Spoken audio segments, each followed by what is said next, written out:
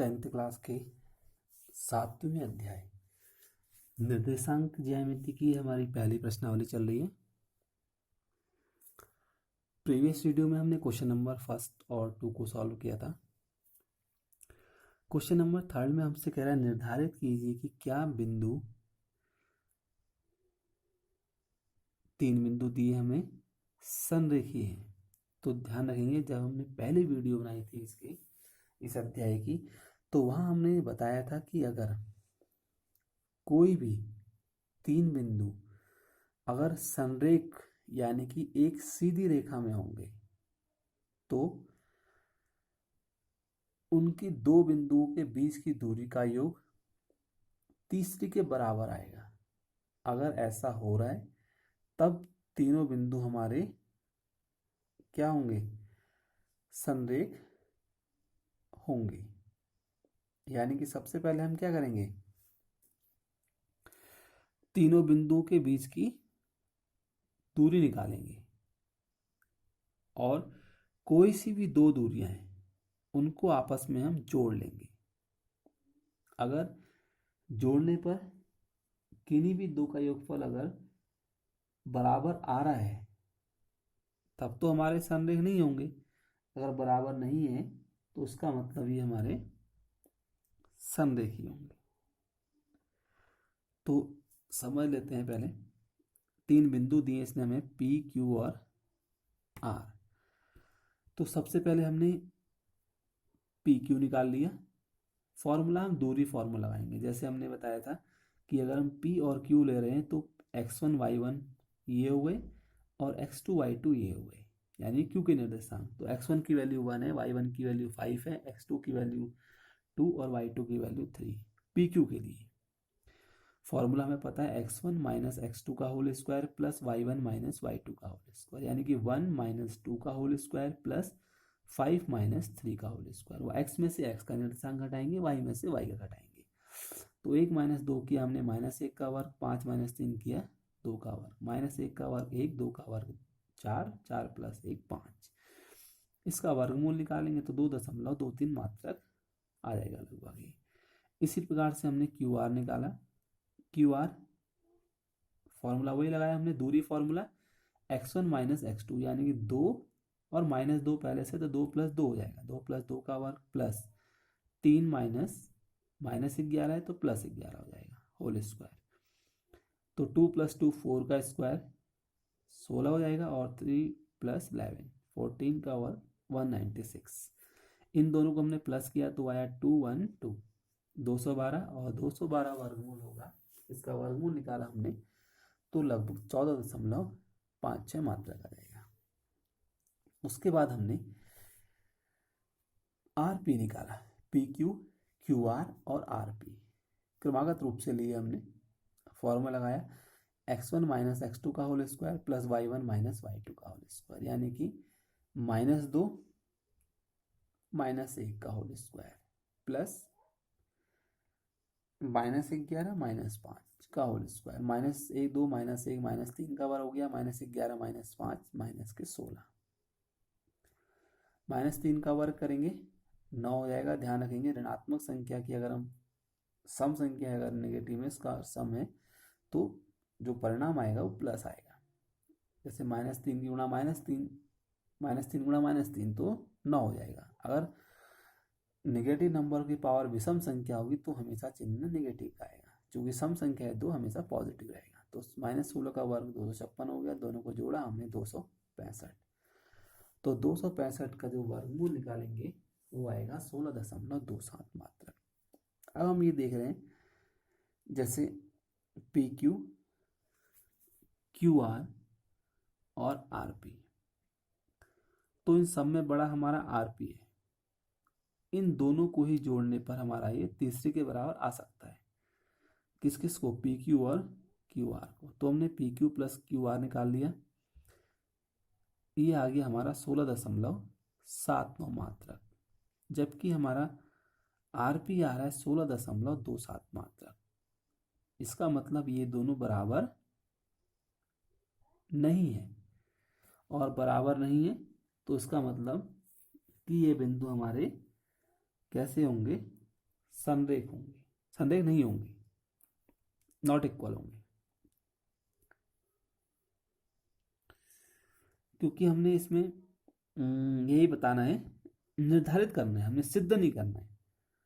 हमसे कह रहा है अगर सिद्ध कीजिए कहता तब तो 100% हमारे कैसे होते हैं, संरेख होते हैं। संरेख हो भी सकते हैं और संरेख नहीं भी हो सकते हैं, दोनों ही कंडीशन हमारी पॉसिबल है।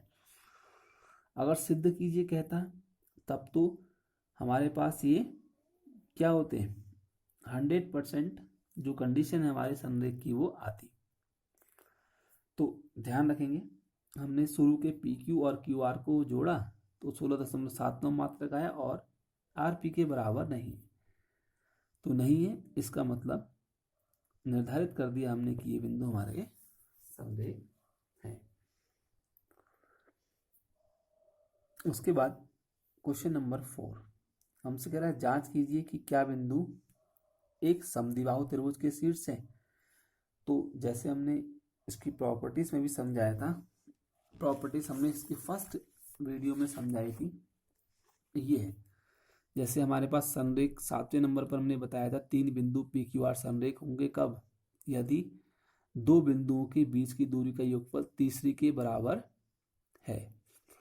तो अगर 2 बिंदुओं के बीच की दूरी का योगफल क्या है, तीसरी के बराबर आ गया, तो इसका मतलब ये हमारे संरेख होंगे, कोई भी 3 ले सकते हैं, है ना। तो उसका मतलब संरेख होने की कंडीशन ये है। और समद्विबाहु होने के लिए तो हमें पता ही है कि कोई भी 2 दूरियां बराबर आएंगी, समबाहु होने के लिए कोई भी 3 दूरियां बराबर आएंगी। और मान लो 3 बिंदु हमने लिए, त्रिभुज होने के लिए हमेशा किन्हीं भी 2 का योग तीसरी से सदैव अधिक होना चाहिए। अगर सिद्ध कीजिए कहेगा कि पी क्यू आर त्रिभुज है तो त्रिभुज के लिए हम 2 दूरियां निकाल लेंगे, किन्हीं भी 2 का योगफल हमेशा तीसरी से बड़ा आएगा। तो ध्यान रखेंगे, तो संरेख की हो गई।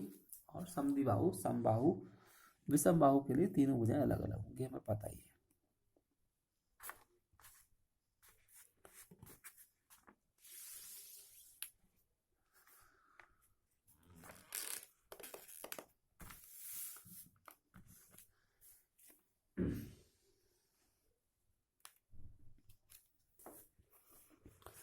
तो यहां पर हमारा ए बराबर,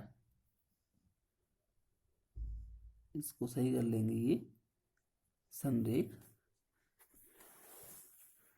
नहीं है क्योंकि 2 दूरियों का योगफल तीसरे के बराबर नहीं आ रहा है। सिद्ध कीजिए नहीं है, कुछ भी हो सकता है, संरेख हो भी सकती है और नहीं भी हो सकती है। अब पी क्यू आर को हमने लिया, पी क्यू, क्यू आर और पी आर, कोई सी हमने पॉइंट मान लिए, एक को पी मान लिया, एक को क्यू और एक को आर। पी क्यू आर एक ट्राइंगल है, कह रहा है जांच करना है हमें कि समद्विबाहु त्रिभुज के शीर्ष है। जांच कीजिए कह रहा है हमसे, सिद्ध कीजिए नहीं कह रहा है।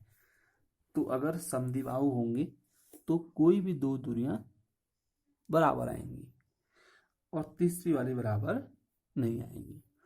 जैसे यहां भी हमने निर्धारित ही करना था, सिद्ध नहीं करना था। तो आ भी सकता है और नहीं भी आ सकता है, तो ये निर्धारित करना था, संदेह नहीं है। अब यहाँ पर चेक कर लेते हैं, पी क्यू हमने निकाला 5 - 6 का होल स्क्वायर यानी कि x1 - x2 का होल स्क्वायर। तो 5 - 6 का होल स्क्वायर प्लस -2 - 4 का होल स्क्वायर, 5 - 6 -1, 2 - 2 - 4 -6 का वर्ग, यानी कि -1 का वर्ग 1, -6 का वर्ग 36, 36 और 1 37। तो ये हमारे पास आ गया वर्गमूल 37 मात्रक। अगला है हमारे पास क्यू आर। पहले हमने पी क्यू निकाला, उसके बाद क्यू आर निकाला।